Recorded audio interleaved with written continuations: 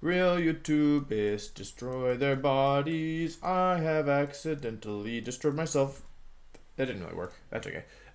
Okay, so yesterday, there I was reading comments to yesterday's video, and some people were like, "Hey, Wolf, are you okay? Like, do you feel sick? Like, are you okay? You seem really low energy." And I was like, here's what happened. So there I was. Basically, I accidentally destroyed my body, nothing major. Have you all ever had the thing happen where you sleep on your neck poorly, and then I don't, like, it feels like I pinched a nerve or something? Basically, yesterday I woke up, and I was in, like, a ton of pain. And this has happened once before, where basically, like, I sleep on my neck poorly, and then, like, I wake up, and I guess based on the position I've slept in, it's, like, really bad. The last time this happened, I couldn't turn my head any direction except from, like, completely to, like, I think it was the right. Like, I could only turn it completely to the right. And if I turned it any other way, I experienced, like, excruciating pain. And that was really bad. This time was not as bad. I could look straight ahead. I could look to the right. I could look a little bit to the left. But it was, like, depending on how I was sitting and how I moved, I was uncomfortable. I think I also have another video coming out filmed yesterday where I probably will also seem low energy. I was filming it with Joey. Just because, yeah, like, it was, like, pretty uncomfortable and just, like, kind of overall frustrating because I am someone who, you know, I generally, you know, am able to exist without physical pain, which is something I definitely think I take for granted. And it's a little loud for me. Yeah, like, and so when that's taken away, you know, it could be kind of unpleasant, but I film every day. I wasn't feeling awful or anything. Like, I wanted to film. It was not like I was pushing myself to film or anything, but I think I was a little, maybe, like, lower energy or a little bit more reserved than normal just because, yeah, I was in pain. And then yesterday I got sunburns, which isn't a big deal. But yeah, my chest, my arms, my face a little bit. I don't know if you can see based on the lighting. But yeah, I'm a little sunburned, which isn't that big a deal. But the neck is the main thing. And my neck isn't 100% back to normal, but yeah, we're getting there. Anyway, that was like a 2-minute intro on stuff that some people won't care about, but that's okay. Now you know how my body's doing. Also, okay, as an aside, so my beard's quite large right now. Probably the biggest it's ever been. Definitely the biggest it's ever been, actually. I know that for a fact. And the reason it's so big is that I was at home at my parents' house, right? I went home for a bit to spend some time with my family, and I thought that I remember, like, going home, and I was like, well, I don't know when I'm going back to my apartment again. I should bring my razor with me, right? So I thought I brought my razor with me, and then I go and I'm like ready to shave because, you know, it's getting pretty long, and I can't find the razor, and I'm like, okay, no razor, and so I look everywhere, I can't find it, and I can't, just like overall can't find the razor. And I am like, well, this is a drag. I can't find the razor. And so I guess I'm not shaving. And that's kind of what caused me to have such, you know, my beard to be this length. Anyway, as I said, I switched location yesterday. 2 days ago? I switched locations 2 days ago. And I was going to pack things up and I found my razor. So if I want, I can shave now. So the beard may go away depending on how I'm feeling. Depending on if it ever gets too large that it's annoying. It's been interesting, though. Like, it's definitely an interesting experience having this beard. I honestly kind of don't even want to do, like, a real video. I kind of just want to talk about things that I want to talk about, but I'll talk about real things. Okay, so on to the actual topic of what I intended to talk about today. Yeah. One day I'll just do a podcast and it'll be about nothing, which is Marcus and I started that, and then we didn't do an episode 2. But yeah. Anyway, so today what I want to talk about is the 10 Pokemon were banned, right? I want to talk about some of the Pokemon that were not banned and what, like, then basically what I expect to be the new top tier and how the removal of these top 10 Pokemon is going to affect those below the top 10. So, yeah. I want to say this list isn't entirely accurate. It's from Pikalytics. This is Battle Stadium doubles, as you can see, but, like, Dusclops is number 10 on this list. Obviously, Venusaur is number 11, so we know that Venusaur was banned and Dusclops was not, based on its top 10 usage. Everything else is correct in terms of, maybe not the ordering, but the Pokemon, so yeah, we can't read into, the data's not exactly matching, which is fine. It's still definitely good enough for our purposes, and we're lucky to have this kind of data as well. So, yeah, we're just gonna go through and kind of talk about some of the Pokemon that survived. I'll just go until I feel like stopping. But first up, we have Dusclops. So we can take a look at Dusclops here. The website here is Pikalytics.com. Pikalytics.com. If you want to check it out for yourself, it has great, good usage stats on both Showdown and in-game. But yeah, Dusclops, I talked about it a bit yesterday, or at least I don't know when I'm posting this, but I talked about it a bit when I talked about Pokemon that were banned. Dusclops gets a huge buff. If we look at the Pokemon that were banned, Cinderace having Max Darkness, Dragapult having Max Darkness, Incineroar, it doesn't normally Max Darkness, but it can run Taunt.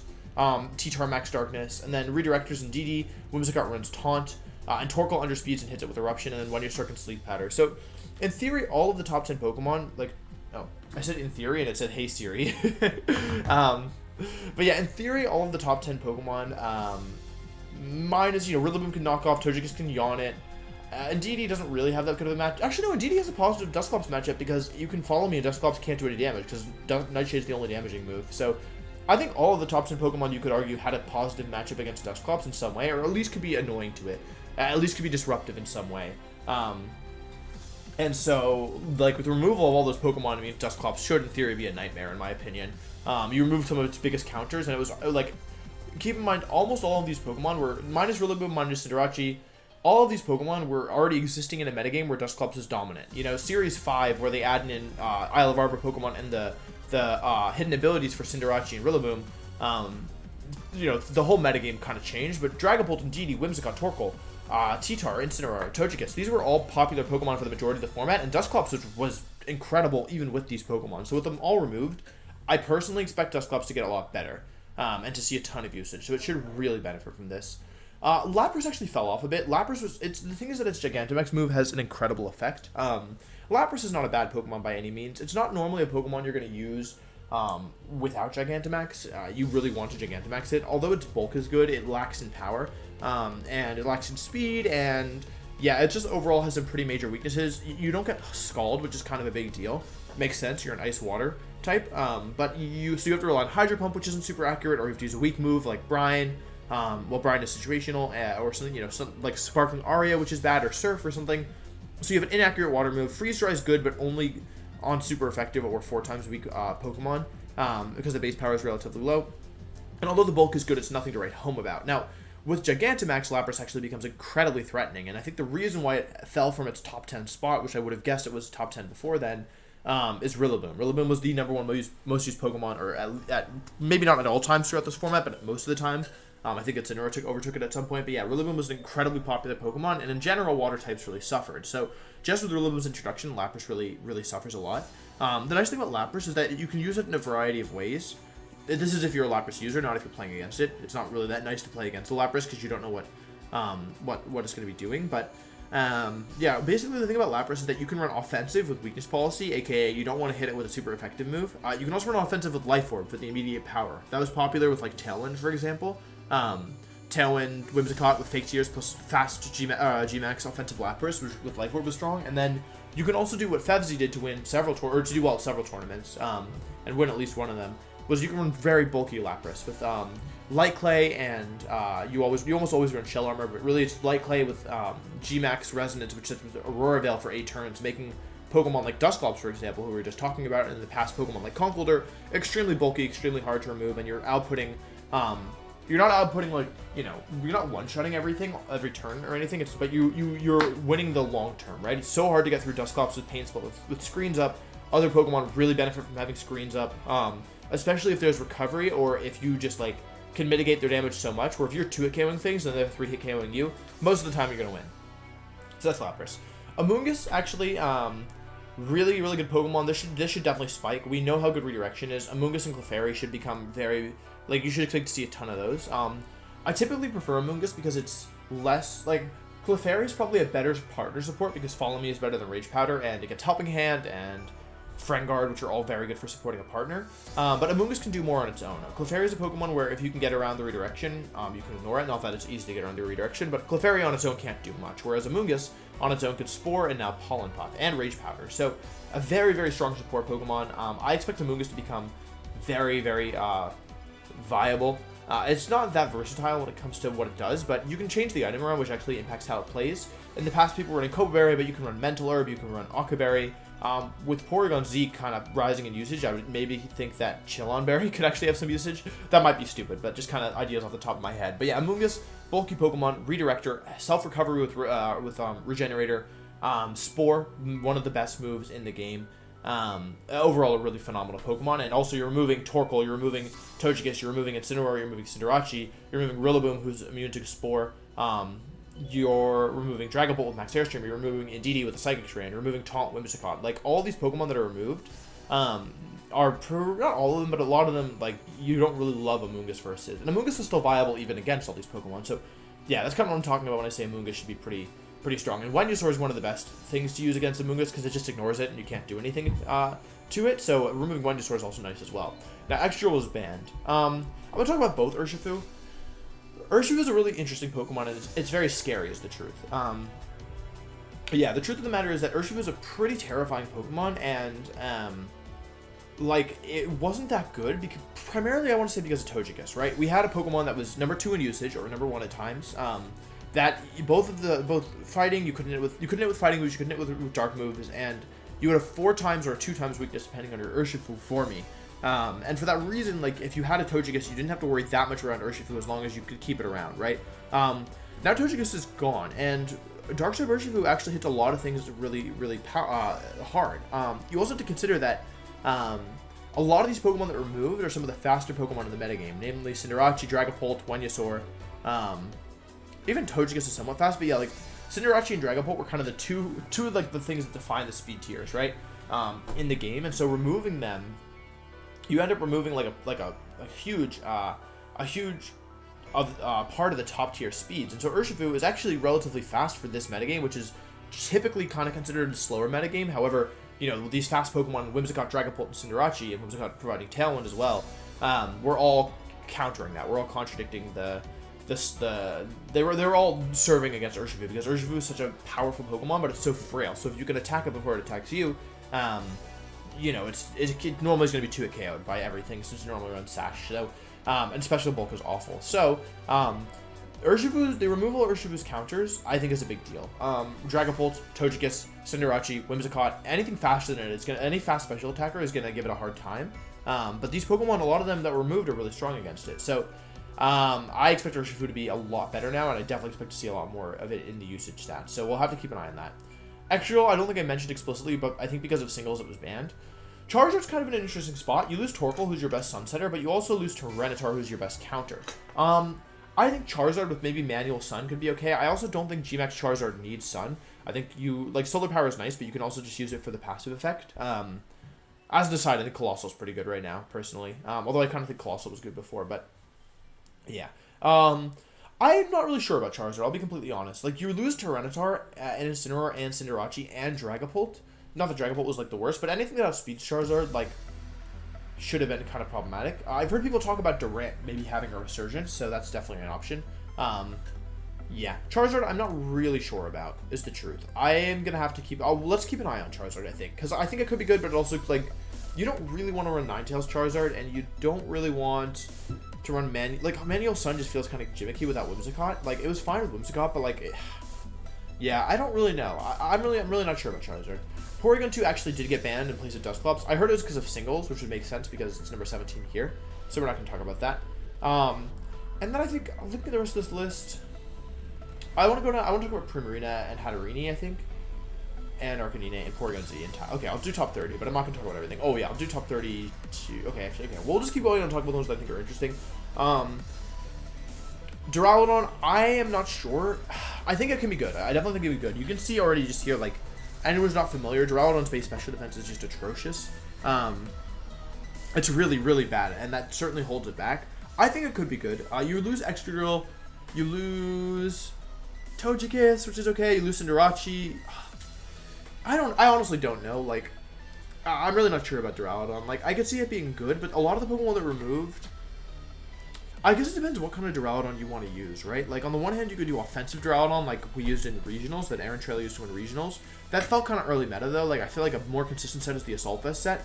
I just feel like with Duraludon, like, the issue is you can't have bulk and power. You can have bulk by using Assault Vest and investing a lot in bulk and not worrying too much about your speed stat, or you can have power by using Life Orb and being really fast, but then you don't have any bulk and you'll be knocked over by a spare, random breeze. So it's kind of hard with Duraludon, because if you want to play it like an offensive Pokemon, like, a lot of the Pokemon it was strong against were actually removed. Like, Togekiss was removed, Dragapult was removed. I consider it good against Rillaboom, personally, especially if you're offensive. Whimsicott being gone is good for it, I guess, but also you paired it with Whimsicott often, so I really don't know about Duraludon. I think it could be good, but I also think it could be bad. Gyarados is removed.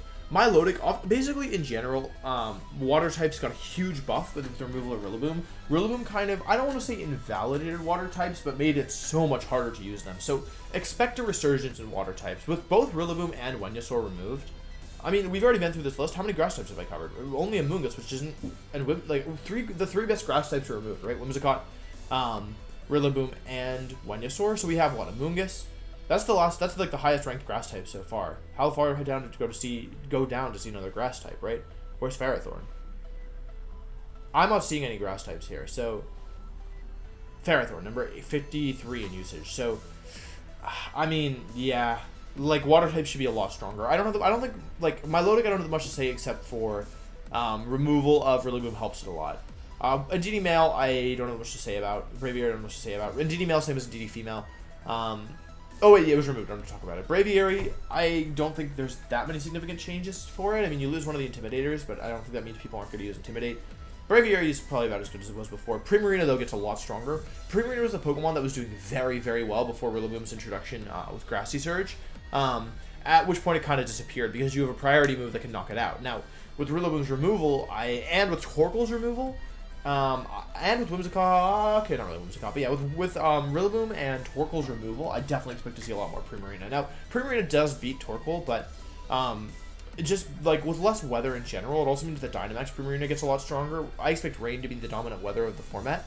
I don't think that's a crazy statement to make. And with Tyranitar, like, you might not think Tyranitar is a good Primarina counter, but there are times where you need to switch in a Weather Center just to remove that Rain boost for one turn. You're not trying to win. You're not trying to even have Tyranitar survive necessarily, but to protect your other Pokemon, or to slow down their momentum, right? And so T-Tar and Rillaboom's removal, I think, are pretty good for Primarina, as is Venusaur, because it resists both of its stabs. Now, another reason why I think Amoonguss could be good, but Primarina can set Misty Terrain if it Dynamaxes, so I definitely think it could be good.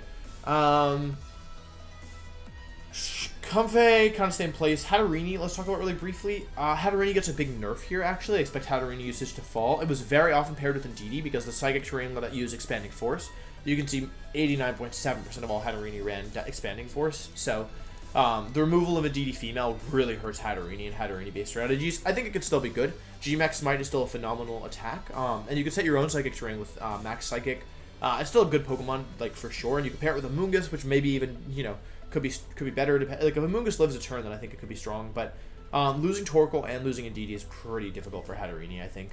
Arcanine expected to shoot up in the usage stats. It definitely will be way higher. You can see Incineroar was number 3 and Arcanine was number 27. So, yeah, like, with the removal of Incineroar, basically, Incineroar and Arcanine compete for the same role. Incineroar has better stats, better typing, and a better move pool with Parting Shot and Fake Out, but Arcanine has a better speed stat. So in general, Incineroar is better unless you want the speed, but also Incineroar, like, people have run Safeguard on it, Arcanine people have run Safeguard on it before. Snarl is a lot better on Arcanine. So Arcanine did have a role. You can see it was actually pretty high up, but, like, relative to the whole format. But yeah, like, this thing will spike. This thing should be top 10 this next format, I think. Unless Intimidate just isn't necessary, but I don't expect that. Well, I've talked a bit about Porygon Z. This thing should get a lot stronger. A lot of the counters, Dragapult, Tyranitar, Redirection even is kind of hard, as is Tailwind. Yeah, these Pokemon, and Cinderace obviously one-shots it. And Rillaboom has, like, strong priority attack. So, yeah, these Pokemon being removed means Porygon Z should be very, very, very difficult to deal with, I think. Like, Urshifu and Porygon Z are, like, the Pokemon I'm most scared of going into this format, so, yeah. The real thing is that Porygon Z, thanks to its adaptability ability, makes Max Hyper Beam or regular Hyper Beam, like, stupidly powerful, in short. Like, it should one-shot most non-Dynamax, non-resisted hits. So you really need to resist here. Porygon Z's usage is also why I expect Dusclops to go up, but they run Dark Pulse, so you can use Urshifu Dark, so yeah. Yeah, so it could be difficult, but yeah, I definitely expect Porygon Z to kind of skyrocket up the usage stats, personally. Which is fine. Like, yeah, I mean, it's not a fun Pokemon to play against, I'll tell you that much. And as Porygon Z increases in usage, like maybe some weird Porygon Z sets like Scarf, or Specs, or Trick Room, maybe those gain viability as well, but in general, you're going to see Max with Hyper Beam, Dark Pulse, Protect, and I guess Thunderbolt. The last move is kind of up for grabs. Thunderbolt, Ice Beam, Nasty Plot, Tri-Attack, Trick Room, all are viable. Yeah. Talonflame gets a big buff. I do expect to see Talonflame jump with usage stats. With Whimsicott gone, it's the best Talon setter remaining, so it should do a lot better now, even though I don't like it. Talon, Flare Blitz, Brave Bird, Talent for Flare Blitz for sure. Brave Bird, I expect is the next most used move. Taunt is also pretty good. Dual Wing Beat isn't as good. Well, it was never good to begin with, but it gets even worse now that Whimsicott's removed. Yeah. Basically, like, Talonflame. Talonflame was competing with Whimsicott for the role of basically a priority talent setter. And with Whimsicott's removal, then Talonflame is now the premier talent setter, which is crazy, but probably true. Unless you want to use, like, Corviknight or Drifblim. I think Drifblim could be great, but you remove both terrain setters, and Drifblim normally wants to be paired with one of those. So, yeah. Dracovish. So this thing should get a lot stronger. Gastronaut should shoot up in usage as well. I don't want to go too much further down the list. I'll probably stop with To Wed. Yeah. But yeah, basically this thing got a huge buff. The only move you need is Vicious Rend. Wow, 100% of Dracovish run Vicious Rend. This thing is stupid. It's such a strong Pokemon, and you know, maybe Tiny Brain is using Dracovish because it's broken. Maybe Big Brain is like not using Dracovish because you don't want other people to use it, and then maybe Gigantamax Brain is not using Dracovish because you fear you'll get it banned because it's so good. So now, yes, now I think it's Dracovish's time to shine. You removed some of the best counters to it with Rillaboom, Togekiss, like priority, Fake Out plus Grassy Glide priority, Follow Me priority, Intimidate, outspeeds unless Scarf. This lose. Well, actually, these both kind of lose. But Dragon Pulse, the real one, you can't outspeed it even with Scarf. And this gives Tailwind, this gives Sun, this gives Follow Me, this gives Venusaur. So all the Pokemon removed, almost all of them had positive Dracovish matchups. So I personally expect Dracovish to be really strong. I've talked a bit about Clefairy already. It's just like, it's going to be one of the best redirectors. This and Amoonguss are going to be expect them to be much higher in the usage stats. Personally, that's my guess. Helping and Follow Me, Protect +1, Sing after you, Moonblast. Kind of personal preference. And maybe Alice Switch, maybe Life too. Just a great support Pokemon with Friendguard, with Helping Hand, with Follow Me, great moves. Friendguard plus Dynamax makes Pokemon extremely bulky, so you don't even always have to use Follow Me. You can use Protect on turns when a Pokemon will Dynamax. Great to pair with set of Pokemon, great to pair with frail Pokemon, great to pair with offensive Pokemon. Overall, a pretty flexible piece in terms of what it pairs with. Definitely not without weaknesses, really bad against Taunt. You know, like, can't do anything on its own, so you're basically playing one Pokemon versus two, but you make your one much stronger, so I definitely think Clefairy can be good, and it'll be paired with Porygon-Z, and that'll be really scary. And the last Pokemon I want to talk about is To Wed. This kind of goes without saying, but you remove the two good weather setters other than To Wed, so Rain's going to dominate this format is my guess, if I had to guess. Like, Rain gives you, like, Rain with no clear way to stop it should be really broken. So, yeah, I don't know that much to say about To Wed. It's a great bulky Pokemon that offers support and in the form of Rain. This also means Kingdra will shoot up in the usage. I'm kind of curious where Kingdra's down here. Rotomonch will be higher. Anything water type will go up in the usage, but especially this thing. And Gastronaut will probably also see a massive rise because of the increase in water type Pokemon as well. I'm almost curious, I wonder if Jolteon's on this list, because I personally think Jolteon will do very well. Or at least Jolteon is a lot better. But yeah, I wouldn't say it will do very well, I would say it's a lot better. But yeah. Jolteon. Okay, number 103. I'm gonna make that higher. But yeah, I think that, like, this is a really cool time for the format. I am kind of scared the format will be bad, but I'm hoping not. But yeah, that's kind of like an overview of some of the Pokemon that I personally think will be a lot stronger now that we've lost the 10 most common Pokemon and then some, right? Pokemon like Excadrill and Porygon 2, which were removed because of singles. So, yeah, I think that's all I have to say. Let me know if you guys like this. Let me know if let me know what Pokemon you think are going to be strong now that, you know, so many of our heavy hitters have been removed. But yeah, I think that's all I have to say. Thanks for watching. Leave a like. Goodbye.